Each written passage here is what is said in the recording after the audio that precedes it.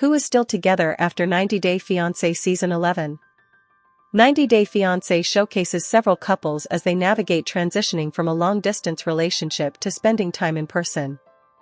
The catch is, these couples only have 90 days to figure out if they want to get married or end the relationship. This premise definitely lends itself to a lot of drama, which is a key element in making any reality television show work. When it comes to these kinds of series, many people wonder what happens to these relationships after the cameras turn off. In the most recent season, several couples faced issues that didn't seem sustainable for a relationship.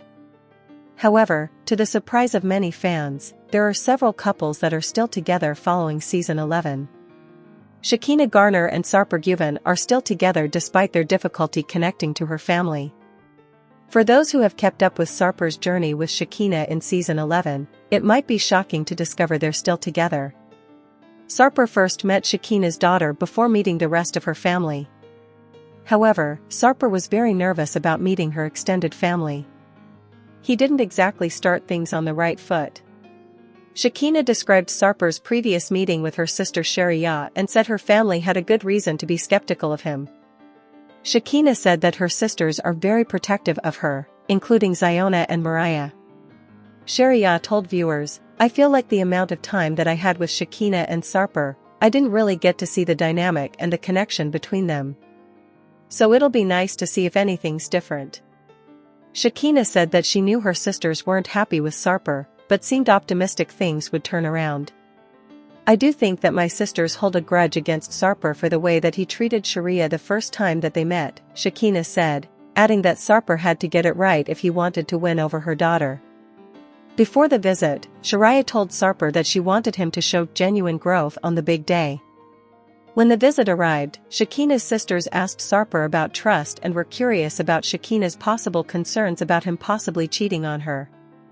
"It takes a level of trust, and that's what relationships are about," Shekinah told her sisters. "I mean, if I had no trust in Sarper, what would be the point of me even being with him?" Shekinah dismissed their concerns, and her sisters felt that she was being naive. It also didn't help when Sarper asked Shekinah's sisters if they also had geisha vibes. This was a phrase he used to describe the act of taking care of the household. "She does everything," he said. "She cooks, washes, everything." But this was clearly a poor choice of words on his part. Sarper just made things worse when he said he missed the old Shekinah, since he felt she was more obedient. "I feel the tension right now," he said. "Everything is happening so quick, and you know when you missed the last exit before the bridge and you're on the bridge and you cannot go back. I feel that." Yet, despite the tension, the couple are still together. Sean Finch and Aaliyah de Batista are still together even though her tardiness ruined the wedding. Sean and Aaliyah have dealt with their share of issues in Season 11 as well. Aaliyah's tardiness became an issue early on when she was 2 hours late to their engagement party. When asked why she was so late, Aaliyah didn't seem to understand what the big deal was and simply said that she didn't want to rush. At the start of their wedding day, Sean's mother, Jean, injured her ankle and hip after falling. Sean was worried about his mother, but she insisted on waiting until after the wedding to go to the hospital. She said that she didn't want to ruin his special day. This series of events made Aaliyah's lateness to their actual wedding even more insulting, especially after Jean was so kind to her. 5 p.m. was listed as the planned start time of the ceremony. The hot weather made conditions extremely uncomfortable for the guests. What made matters worse is the fact that Aaliyah didn't even start getting dressed until 30 minutes after the ceremony was supposed to start. She finally showed up to the event at 6:50 p.m. Just like the engagement party, Aaliyah never seemed concerned about her lateness. This lack of concern was shown not just in the footage of Aaliyah getting ready, but when Sean confronted her before the ceremony. While the groom is advised not to see the bride before the wedding, Sean was so upset at Aaliyah that he decided to speak to her anyway.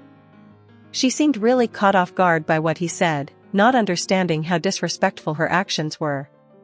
Sean then ordered the officiant to rush through the ceremony and just get through whatever you legally have to do. At the dinner afterward, Sean made a toast sitting down rather than standing up. He also made a flippant comment to Aaliyah, saying, "Aaliyah, thanks for coming too, finally, when you got around to it." The comment along with how rushed the ceremony was made Aaliyah very upset. While Sean's emotions were understandable, it's difficult to understand why he would go along with it. After seeing how careless Aaliyah was in her treatment of the engagement party and wedding ceremony, there was a chance to examine if this was truly what they wanted. Yet, to many people's surprise, the two are still together. Stevie Nicole and Madi Al-Saadi are still together despite major cultural differences. Stevie and Madi's issues have been very prominent throughout season 11, particularly their cultural differences. In one memorable episode, Stevie's friend Claire decided to help them find a wedding venue. As the two toured various locations, Claire recalled a time when Stevie painted her in the nude. Madi, who is from Iran, had been aware that women would send topless photos of themselves to Stevie so she could paint them. However, painting girls naked in person was one thing he said Stevie didn't mention to him.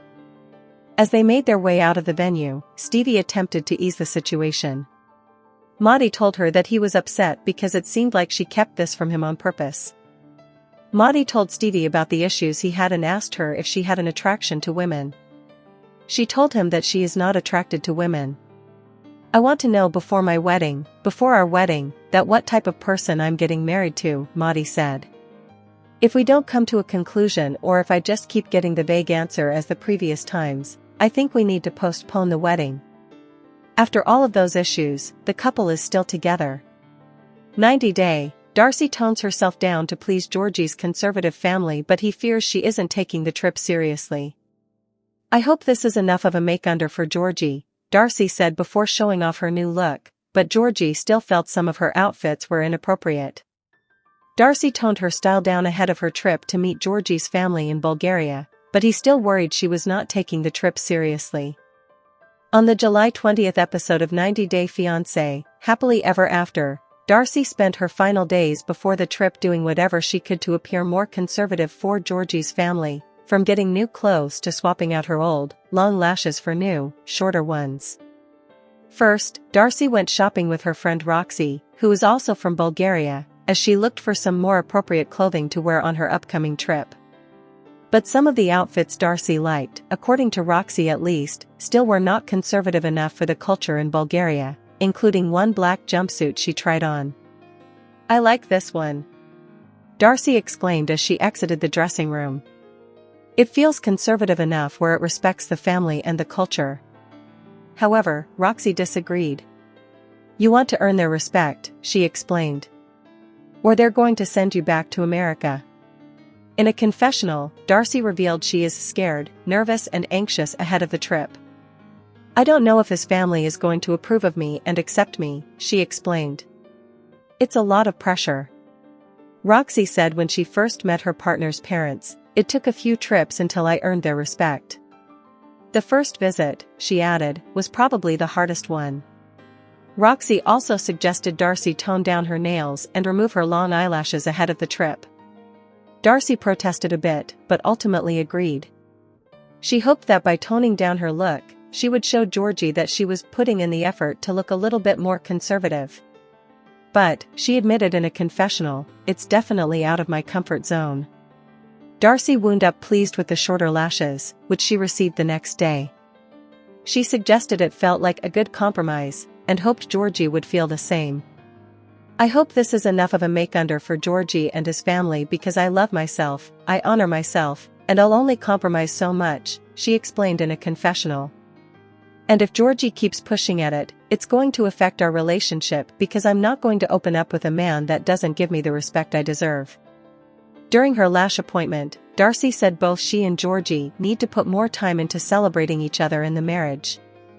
"I feel like this is the perfect moment in time to really just embrace our marriage and our love life," Darcy said in a confessional. "Of course, I want to dress very respectfully for Georgie's family, but they're not going to be with us the whole time.